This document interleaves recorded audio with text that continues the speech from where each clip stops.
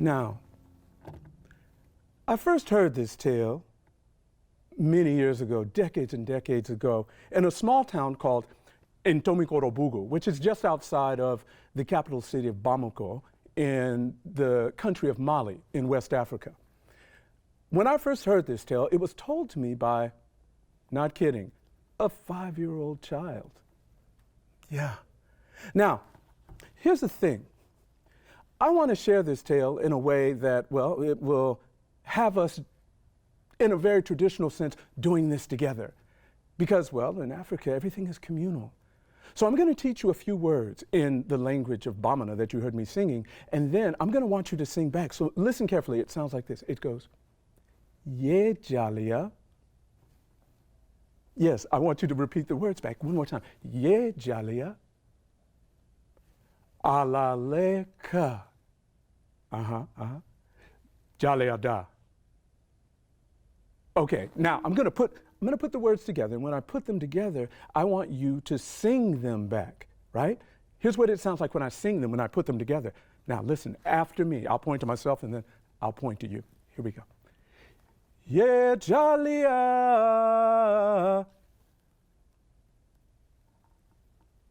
Alaleka Jalia da. That's what I wanted. Now, let's jump into this and enjoy his tale.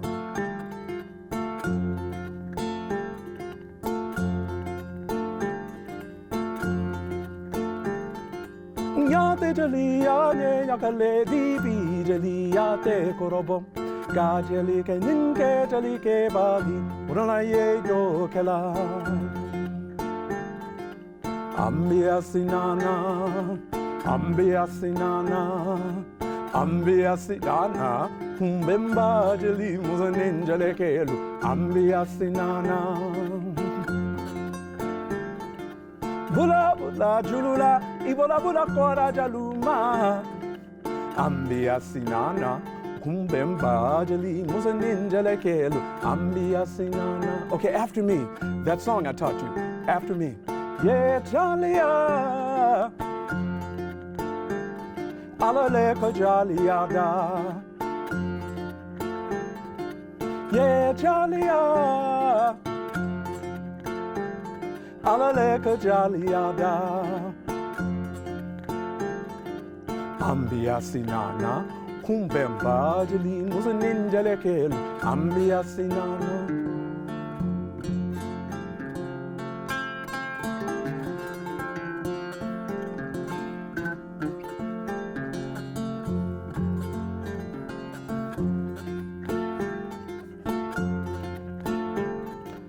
Going back in time, way before Once Upon a Time, before anyone knew about that thing called Once Upon a Time, there was a small village situated between a river and a baobab forest.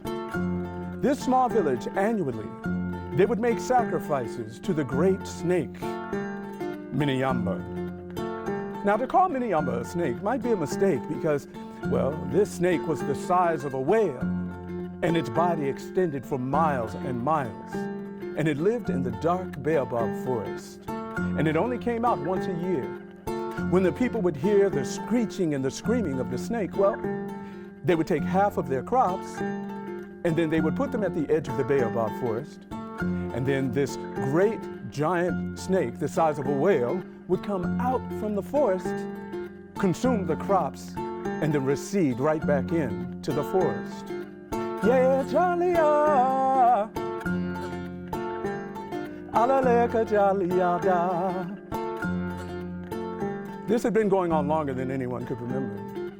And at this time, the people had become accustomed to hearing the shrieks and the loud tones of this monster snake. They feared every time they heard it, and they knew that they needed to sacrifice. Well, there was a young boy born with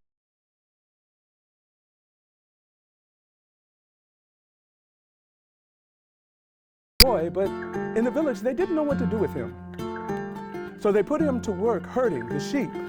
Yeah, Jalia, alaleka jalia da. Okay, don't forget, I want you singing that with me. Every time I sing that, I want you to sing back. Don't forget.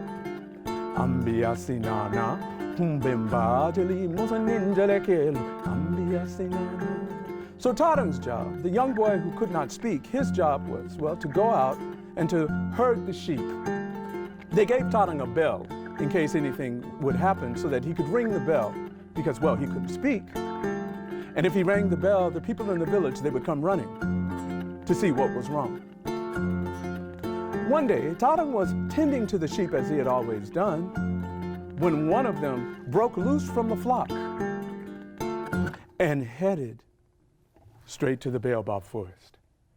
Tadang was frightened, but he chased the sheep. He chased it into the Baobab forest.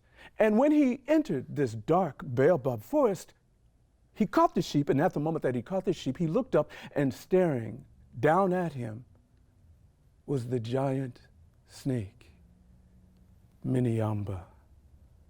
Tadang's heart began to beat fast. He held on, he clutched the sheep, and all he could think, because he could not speak, all he could think was, please, don't eat me, don't eat me. And then he heard a voice in his head respond back to him. Why would I eat you? It was the voice of Miniamba. Without opening its mouth, the giant snake was able to speak. Tadang said, you would eat me because you are the fierce snake Miniamba, and every year we have to sacrifice to you so that you don't eat all of us. Miniamba said, would you eat me? Tadang said, no, I would not eat you. Miniamba said, I would never eat you. Why are you so afraid of me? And Tadang explained the screeching that the people heard and why they sacrificed half of their crops. Ambia sinana, humbemba jeli musaninjalekel, ambia sinana. Miniamba listened. And after a while, Miniamba said, I understand. Miniamba explained the screeching that you hear every year at a certain time of the year. I feel very sad. So what you are hearing is the sound of my sadness. Tadang understood. He and the giant snake Miniamba, they spent a lot of time talking together. They began to understand one another. And it was at this point that Tadang heard the people from the village calling his name. Tadang, Tadang, where are you? Night had come and he was missing from the flock. Yeah, Jalia, Alaleka Jaliada. Tadang, he exited the forest accompanied by the giant snake Miniamba, and when the people saw him, the people were frightened. They froze. They saw this young boy standing next to this giant snake, Miniamba, who they had been sacrificing to all of these years. And so that they would not be afraid, Tadang began to pet and caress Miniamba's sides. The people saw that Miniamba was not a beast to fear. No. Now, every day that Tadang returned, he and Miniamba would spend the days together while he tended the sheep, and they would talk. Eventually, other children began to come, and, well, Miniamba began to give them rides on his back through the dark Baobab forest, and the adults began to trust. In fact, they began to not fear Miniamba so much. Yeah, Jalia, Alaleka Jaliada. They began to not fear Miniamba so much. In fact, the next year when it came time for the sacrifice, they did not give half of their crops. They only gave a quarter of their crops. The adults began to need land to farm, so they began to clear from Miniamba's home, the Baobab forest. And the next year, well, they didn't give any crops for a sacrifice. Ambia sinana, humbemba jeli musaninjalekelu, ambia sinana. Yes, they were clearing away Miniamba's home. And there was no fear of this snake. They began to, well, push him further and further back. Some of the adults would even throw rocks at Miniamba to get him out of the way. Some began to beat him with sticks. So, over time, Miniamba began to recede further and further. Until finally, Miniamba explained to his friend Tarang that he had to leave. He couldn't take this treatment. Tarang was weeping, but Miniamba taught him a song that if he ever needed him, he could sing this song, and that Miniamba would return to help his friend. But Tarang explained, I can't speak. I can't speak. How can I sing a song? And Miniamba just told him, try.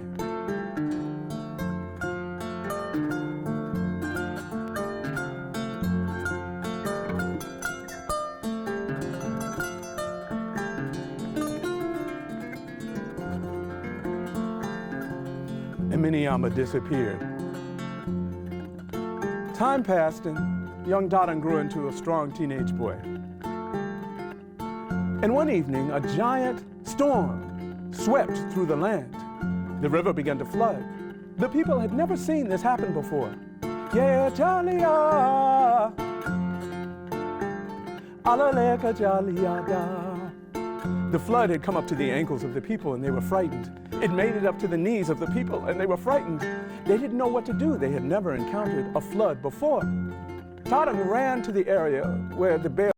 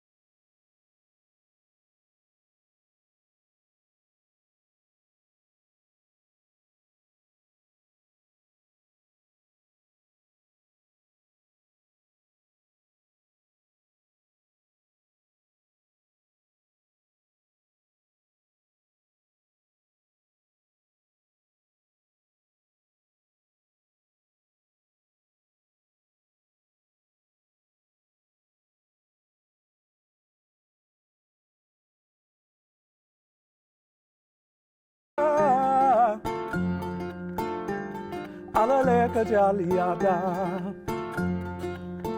Miniamba swam through the flood, and it seemed like he had swam for a very long time, the people safe inside of his mouth.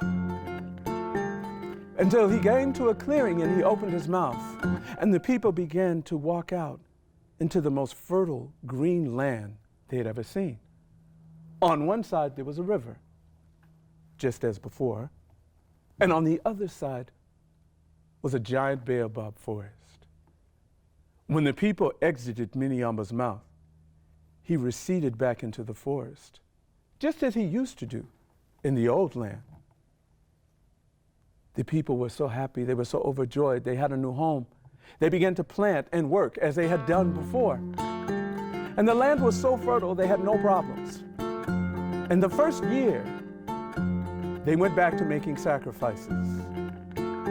Half of their crops they put at the edge of the forest. Yeah, Jalia, alaleka Jalia. But this time when they sacrificed, they did not sacrifice out of fear. No. When this time they sacrificed because they were gracious, they were grateful. And Miniamba accepted, understanding now. Yeah, Jalia, alaleka Jalia da. Ambia sinana, kumbemba jili musanenjelekelu, ambia sinana. Tarang and Miniamba were able to remain friends. And over the years, their friendship grew to the point where Taurang was able to teach all the villagers the song. So when they approached for sacrifice, now they would sing the Tige Tige song.